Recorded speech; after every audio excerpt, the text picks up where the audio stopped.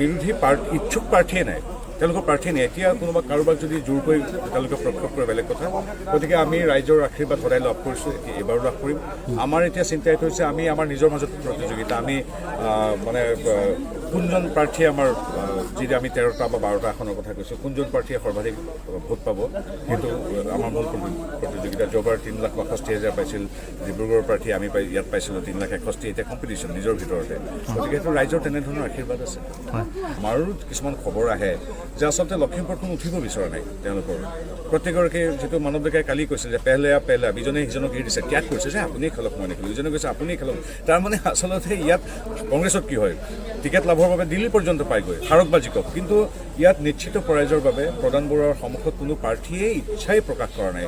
আৰু এই কথাষাৰ মোৰ কথা নহয়, আমি বিৰোধীৰ মানুহকো আমি চিনি পাওঁ, লগ পাইছোঁ, আপোনালোকৰ সন্মানীয় সংবাদ মাধ্যমৰ লগত কথা পাতিছোঁ, আমাৰ দলৰ কাৰ্যালয়ত শতাধিক কাৰ্যকৰ্তাৰ লগত কথা পাতিছোঁ, কংগ্ৰেছৰ পৰা খবৰ উখৰি আহি আমাৰ ওচৰ পাইছেহি যে লখিমপুৰত প্ৰধান বৰুৱাৰ বিপক্ষে কোনো এগৰাকী প্ৰাৰ্থী উঠিবলৈ ইচ্ছুক নহয়। কিন্তু প্ৰত্যেকটো নিৰ্বাচনতে কয়, গতিকে তেখেতৰ প্ৰতি আমাৰ শুভেচ্ছা আছে, তেখেতে ক'বই। সেইটো হ'ব নেকি যে আৰু গৌৰৱ গগৈ বা কি নাম লুৰিণজ্যোতি গগৈ বিপুল ভোটত হাৰিব বুলি ক'ব নেকি? তেওঁ জিকিব বুলি ক'ব, কিন্তু সেই দিবাস্বপ্নত তেওঁ আগতেও আছিলে, এতিয়াও থাকক। আমাৰ তেখেতসকললৈ শুভেচ্ছা আছে। আমি এতিয়া চিন্তা কৰিছোঁ আমাৰ ভোটৰ সংখ্যা কেনেকৈ বৃদ্ধি পায়।